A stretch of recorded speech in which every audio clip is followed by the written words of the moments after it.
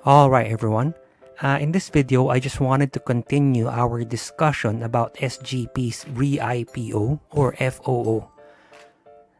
Honestly, medyo nagiging confusing na yun, no? And nagiging point of contention siya. And I'll be perfectly honest, I'm still not 100% sure if that label changes things or makes things stay the same kasi parang ang gulo eh. But what we'll be discussing in this video is the facts that we know so far. Okay? Para yon hindi nakakalito. Yon sigurado tayong tama.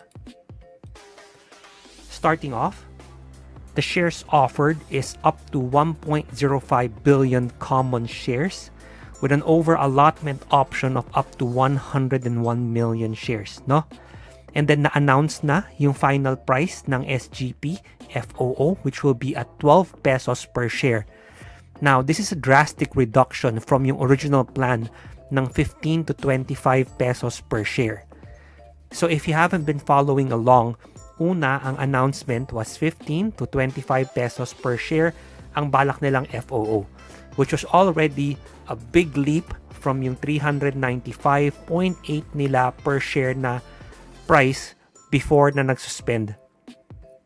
So from there, they reduced it further. Sinabi nila na yung band or yung range na from 10 pesos na 15 to 25, naging 5 pesos na lang, 12 to 17. So lumiit yung band, lumiit din yung price. 'Di ba? And then from there, naging 12 pesos na lang per share. Again, I've said this before, but how you view this depends on the type of trader, investor, person that you are. You're either a glass half full or a glass half empty type of person, no? You can say na, uy, makukuha ko siya at better value, makukuha ko siya at a better rate, at a better price, and that's a good thing. Sa iba naman, bakit nila ibebenta ng ganong kamura? Ang laki ng binabaan nila. Biruin nyo, yung final price wasn't even part of yung original band. Okay lang kung na sinama 15 to 25, 12 to 17, tas 15 ka bumaksak. So essentially parang pinaikot mo lang pero pasok ka pa rin doon sa original na range. Ngayon, they're actually selling it for much cheaper.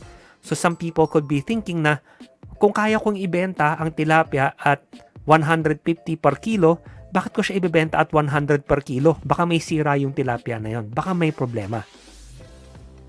Diba?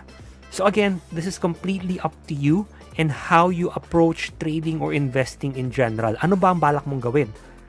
Diba? Are you looking for a quick trade? Are you looking for a long-term investment? Depends. So mag-iiba yung viewpoint mo depending on how you're approaching this particular issue. Now, the offer period will be from October 26 to November 2, 2021. Bale, it will be right after matapos yung offer period ng all these IPO, no? So kapag medyo mas kipit yung iba sa atin, baka kailangan nating mamili between SGP and Aldi. Okay? And then the listing date for this will be on November 10, 2021. Now, I'll be perfectly honest na hindi ko alam how it's gonna work kapag November 2 yung end ng offer period kasi holiday siya, di ba? At least it used to be a holiday. I don't know kung holiday siya this year. I honestly haven't checked yet. But if it is a holiday, then baka kailangan magkaroon na ng bayaran bago mag-November 2, 2021. So just keep that in mind and make sure na may laman yung account nyo para kung sakali mang i-deduct, at least ready. Okay? Now, the sale is expected to increase SGP's public float to 22.12%. Alright? So, hindi na sila magiging below nung minimum threshold. Now, the Re-IPO or the FOO will primarily be for SGP to raise its public ownership level up to yung minimum threshold requirement as we just discussed. The proceeds will be used to buy preferred shares of NGCP. Okay? Bibili sila ng preferred shares, meaning wala silang voting rights sa NGCP. So whatever NGCP decides to do moving forward, wala silang say. Okay? Purely dividends lang. Tapos, ang balak nila is to buy X number of shares, yung sinasabi nila, within 12 months. So, hindi niya sinabi na equal every month or one every quarter or whatever, but yun yung plan. So, pwedeng isang malaking baksakan sa huli, we don't know. Okay? And the stock's dividend yield may be between 11% to 15.6%, assuming that the payout ratio remains at 100%. Remember, marami silang ginamit na, for lack of a better term, ambiguous words dun sa prospectus nila. So, maraming may, maraming ifs. So, hindi tayo sure, no? We're just making an assumption based on historical dividends. Okay? Now, Synergy Grid is a holding company, and its sole operating asset is the National Grid Corporation of the Philippines, or NGCP. It exercises control of over 60% of the outstanding capital stock of NGCP through its subsidiaries. Okay, para lang clear at malinaw ang lahat. Alright?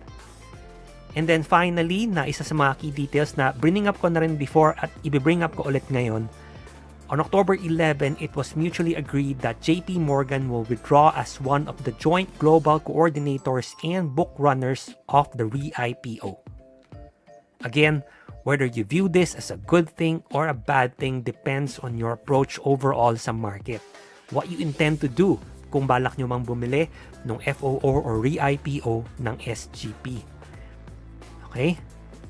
Now, one of the questions that I got asked sa comment section was, will this be available via PSE Easy? And that led to a cascade of questions na, I'll be perfectly honest, hindi ko masagot kasi ang gulo eh. Okay, so this was based off a post ng PSE Easy noong October 2020, so 1 year ago.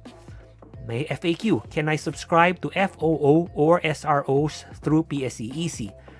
Okay, ang sinagot nila was no. Currently, PSE Easy is a subscription platform for IPOs only. However, sa comment section natin, may nag-comment or may sumagot na nabasa nila sa prospectus na it will be available via PSE Easy. So it's either nagpalit yung PSE Easy ng rules and hindi na-update na sa FAQ nila, which is, highly possible, or I missed it, which is again, highly possible, or because of yung Re-IPO na label, naging pwede siyang available through PSE Easy kasi quote-unquote, hindi na siya FOO, Re-IPO na siya. And technically speaking, that is an IPO. So, pasok siya doon sa subscription platform. Kaya medyo magulo. And kaya ko sinabi na it cascades to other things kasi normally, sa FOO, hindi nagre-readjust yung price. Meaning, when the market reopens after suspension is lifted sa November 10, then the price starts at 395.8 kung saan tayo nag-close before. I am not saying it will open at 395.8. I'm saying it starts at 395.8. However, before you leap in and subscribe, there's a high likelihood na walang flooring on that day. So there's a high possibility na kahit na mag-start yung price at 395.8, na mag-open tayo at 12 pesos pa rin. Okay? I'm not saying it will, I'm not predicting. I'm just saying what could happen. It could open at 12 pesos pa rin kasi walang flooring on that day. To be fair, wala ring ceiling. Okay? At least dapat ganon. Again, that's the confusing part. Because the whole Re-IPO FOO label mixes things up a bit eh. Hindi ko ngayon maintindihan kung dahil nga ba Re-IPO siya, kung anong rules yung mag-a-apply. Kung FOO pa rin, which is again, if you look at Twitter, if you look at mga news feeds, if you look at PSE Edge, they're still labeling it as an FOO. But there are some institutions and some news channels and outlets that also label it as a Re-IPO. Kaya ang gulo. I'm hoping na once mag-settle down lahat, come Monday or maybe at the start of the subscription period, the offer period, this will clear up further. And if it does, if I get more news, I'll be sure to share it with you guys here sa YouTube as well. Alright? Now, iwan ko lang kayo with a quote that we did before sa Aldi, but still remains true dito sa Re-IPO or FOO or whatever you wanna call it na nakakalito na sa SGP. if you can get an IPO, don't buy it. Only buy IPOs you can't get. This is by Bahan Janjijan. And I hope I'm pronouncing that name right, because I still don't know how to pronounce it properly from the last time, no? So all this means is, usually you want to look at IPOs, FOOs that are oversubscribed. Kasi the more demand there is, the higher the likelihood that it starts off better than it's starting off worse. Pero kapag mababa yung demand, mababa yung perception ng public, then highly likely mas hindi magte-take off yung IPO/FOO or whatever it is na yun. So just keep that in mind when making your decision whether or not you're interested in the SGP Re-IPO/FOO. Now, usually it's at this part of the video that I give you my opinion kung ako ba, or I give you my take kung ako ba ay papasok sa SGP na FOO. And I'll be perfectly honest and say na I still don't know, because meron pa rin confusion.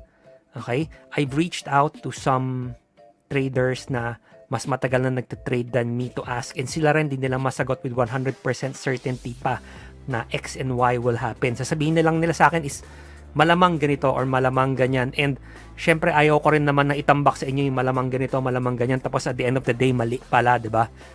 It's no one's fault. Talagang medyo may kaguluhan pa ng konti eh.